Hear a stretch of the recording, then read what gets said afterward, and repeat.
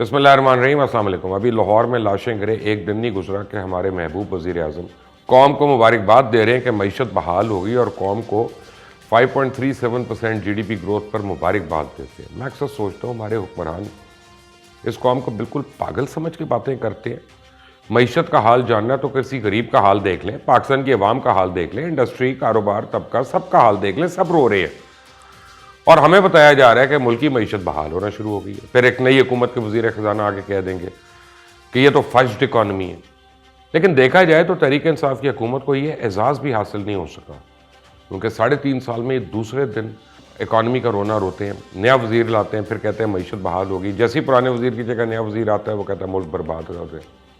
بہرحال چھوڑیں ان باتوں کو، یہ تو چلتی ہی رہیں گی۔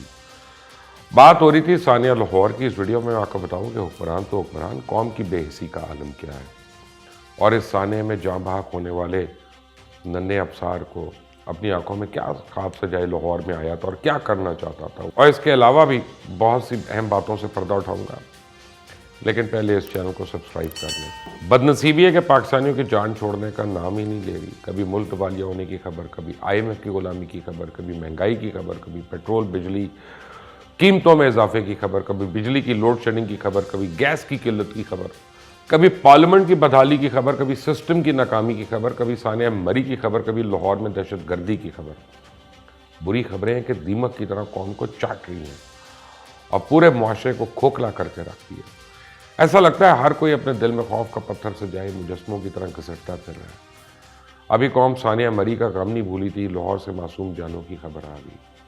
یہ ہماری بدقسمتی ہے کہ وطن عزیز میں انسانی جان کی کوئی قیمت ہی نہیں، اور ہماری بے حسی کا عالم یہ ہے کہ کوئی بھی حادثہ ہو جائے پہلا سوال ہوتا ہے کتنے بندے مرے، جواب ملتا ہے اتنے، اور پھر ہم اپنے کام میں مصروف ہو جاتے ہیں۔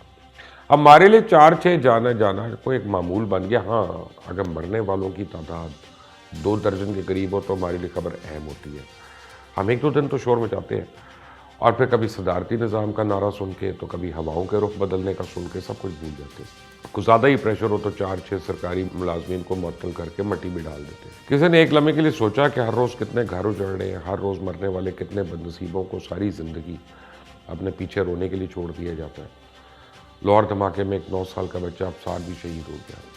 ابصار نے انارکلی کے بعد مینار پاکستان کی سیر کرنی تھی۔ ابصار نے چند دن کے بعد کراچی واپس بھی جانا تھا۔ انہوں نے انارکلی کے ساتھ ایک ہوٹل میں رہائش کی ہوئی تھی۔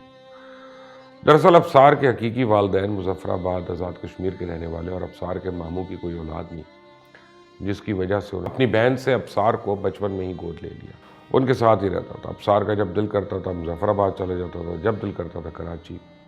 اب ابصار کراچی جا کے قرآن پاک حفظ کرنے کا منصوبہ بنا چکا تھا۔ انہیں کراچی سے اپنے والد کو فون کر کے بلایا تھا کہ وہ کراچی آنا چاہتا ہے، اسے آ کر لے جاؤ۔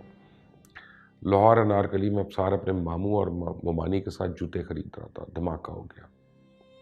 ابصار زخمی ہو گیا اور اس کے پیٹ پہ دھماکے سے نکلنے والی لوہے کی پتریاں تھیں، جس کی وجہ سے شدید زخمی ہوا۔ اسے جب ہسپتال لے جایا گیا تو وہ آدھے گھنٹے کے بعد ہی چل بسا۔ کیا یہ بات انتہائی اہم ہے کہ ابصار کو میو ہسپتال شفٹ کیا گیا اور ابصار اپنے ماموں کی گود میں زندگی اور موت کی کشمکش میں تڑپتا رہا۔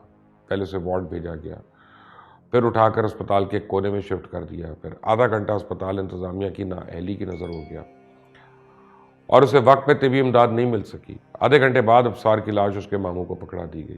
بیچارہ 30ویں جماعت کا طالب علم تھا، بہت ذہین اور فرما بردار ہونے کے ساتھ ساتھ قرآن پاک حفظ کرنے کا اس کو بہت شوق تھا، لیکن اس معصوم کو زندگی نے اپنی خواہشات پوری کرنے کا موقع نہیں دیا۔ اس کے والدین کو کیا پتا تھا کہ وہ اپنے جگر کے ٹکڑے کو موت کے حوالے کرنے 1200 کلومیٹر کا سفر طے کرا رہے ہیں۔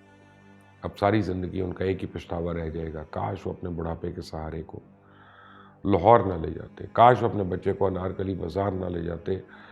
لیکن اولاد کا دکھ ان کو اب ساری زندگی نوچتا رہے گا۔ اس کی باتیں، اس کے کہے، اس کی شرارتیں، اس کی معصوم خواہشیں والدین کی زندگی کا بوجھ بن جائیں گی۔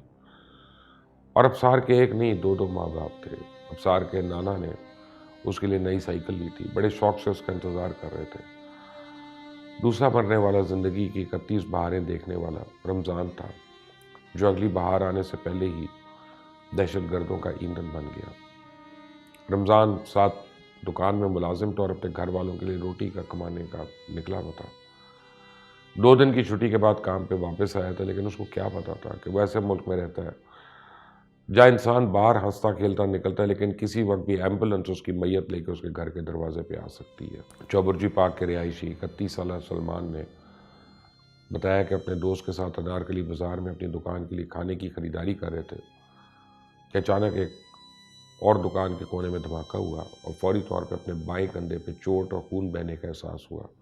لیکن تھوڑی دیر کے لیے سلمان نے کہا وہ کوئی درد محسوس نہیں کر سکتا تھا، اسے پتہ ہی نہیں تھا کیا ہوا، لیکن چند ہی لمحوں میں اس کو اپنے گرد بہت سے دوسرے زخمیوں کو خون میں لت پت پایا۔ ایک اور زخمی حیدر سلطان نے کہا اگر مجھے ٹانگ پہ معمولی زخم آئے، لیکن دھماکے کی جگہ پر مناظر نے مجھے خوف زدہ کر دیا۔ جیسے ہی دھماکہ ہوا اس نے 2 موٹر سائیکلوں اور کچھ دکانوں کو آگ کی لپیٹ میں دیکھا۔ لوگ پناہ کے لیے بھاگتے پھر رہے تھے۔ خیبر پختونخوا کے ضلع بنیر سے تعلق رکھنے والے 21 سالہ محمد واحد نے بتایا کہ اس دکان کے سامنے ایک چھوٹا سا کاروبار کرتا تھا جہاں دھماکہ ہوا۔ واحد کے مطابق جب دھماکہ ہوا تو مجھے ایسا لگا جیسے ایک طاقتور طوفان مجھے سڑک پہ گھسیٹ کر باہر لے گیا، کیونکہ میں شدت کی وجہ سے اپنے جسم پہ کنٹرول ہی کھو بیٹھا۔ چند منٹ بعد اسے محسوس کیا کہ زخمی اور اس کے ساتھی دکانداروں نے اسے کار میں اسپتال منتقل کیا، لیکن یہ خوش قسمت لوگ تھے، ان کی جان بچ گئی۔ یہ سوچ کے میں کانپ رہا ہوں کہ آخر کب تک یہ قوم اس طرح کے غم لپیٹتی رہے گی، آخر کب ہمیں تحفظ کا احساس ہوگا، کب تک ہر روز کوئی نہ کوئی حادثہ ہمارا دروازہ کھٹکھٹاتا رہے گا۔ پاکستان میں جہاں مہنگائی سمیت بے روزگاری، غربت اور دیگر آفتوں کی شرح بڑھ گئی ہے، ویسی دہشت گردی بھی سر اٹھا رہی ہے۔ پہلے افغانستان میں بیٹھے بھارت اور امریکہ کو کوس کر چپ ہو جاتے تھے، اب کس کو کوسے؟ ذمہ داری چاہے بلوچ نیشنل آرمی لے لے، ذمہ داری چاہے کوئی بھی لے لے، کوئی نام نہاد جماعت لے لے، لیکن ہمیں اپنے دشمن کا پتہ ہے اور اس تباہی کے پیچھے چھپے مکار دشمن کے دماغ کا اندازہ ہے۔ ہمیں اپنی قومی سلامتی پالیسی میں 100 سال کی دوستی کی باتیں ہم کر رہے ہیں اور وہ ہماری پیٹ میں چھرے گھوم گیا۔ آخر کب تک بغل میں چھری منہ میں رام رام چلتا رہے گا؟ 2020 کے مقابلے میں 2021 میں دہشت گردی کی وارداتوں میں 56% اضافہ ہوا ہے۔ ویسے تو لاکھوں دہشت گردی اور اس کے خلاف جنگ میں قربان ہو چکے ہیں، لیکن گزشتہ سال 2021 میں 395 گھر اجڑ چکے ہیں، جہاں ساری زندگی کے لیے صف ماتم بچ چکا ہے۔ کیا یہ تعداد ہماری جاگنے کے لیے کافی نہیں، یا ہمیں جاگنے کے لیے کسی بڑے سانحے کا انتظار کرنا پڑے گا؟ ہماری آنکھیں کب کھلیں گی؟ جبکہ لاہور انارکلی دھماکے میں ملوث مبینہ دہشت گرد کی تصویر منظر عام پہ آ گئی۔ تفتیشی ٹیمز کو جائے وقوع سے بال بیرنگ سے مل گئے۔ دھماکے میں 1.5 کلو بارودی مواد استعمال ہوا اور 3 دہشت گرد بارودی مواد رکھنے کے لیے موٹر سائیکل پہ آئے۔ CCTV کیمروں کی مدد سے شواہد اکٹھے کر لیے گئے۔ ان سے پتہ چلا ہے کہ دھماکے کے لیے 2 سہولت کار اور 1 مبینہ دہشت گرد انارکلی پہنچے۔ 2 سہولت کار سرکولر روڈ سے آئے، 1 دہشت گرد پان گلی سے آیا۔ مبینہ دہشت گرد نے بینک کے سامنے رکھا سرکولر روڈ پہ چلا گیا۔ سینیٹ میں اپوزیشن نے دہشت گردی کے بڑھتے واقعات پہ شدید تحفظات کا اظہار کیا، جبکہ وفاقی وزیر داخلہ شیخ رشید نے ایوان بالا کو بتایا کہ رواں سال پیش آنے والے دونوں واقعات کی ذمہ داری TTP نے قبول کی ہے۔ دوسری طرف سینیٹ کے اجلاس میں اپوزیشن نے معمول کا ایجنڈا معطل کرتے ہوئے دہشت گردی کے بڑھتے ہوئے واقعات پہ بحث کی۔ رضا ربانی کا کہنا تھا کہ ملک میں دہشت گردی کے واقعات بڑھ رہے ہیں اور دہشت گردی کے ایک واقعے کی ذمہ داری تو کسی نے قبول کر لی، جبکہ وزیر داخلہ نے اس واقعے کا ذمہ دار تحریک طالبان یعنی TTP کو ٹھہرا دیا۔ یہ تو ہمارا ہاتھ ہے کہ بندہ کس بات کا رونا روئے۔ آج تک کے لیے اتنا ہی، آئندہ تک کے لیے اجازت دیں۔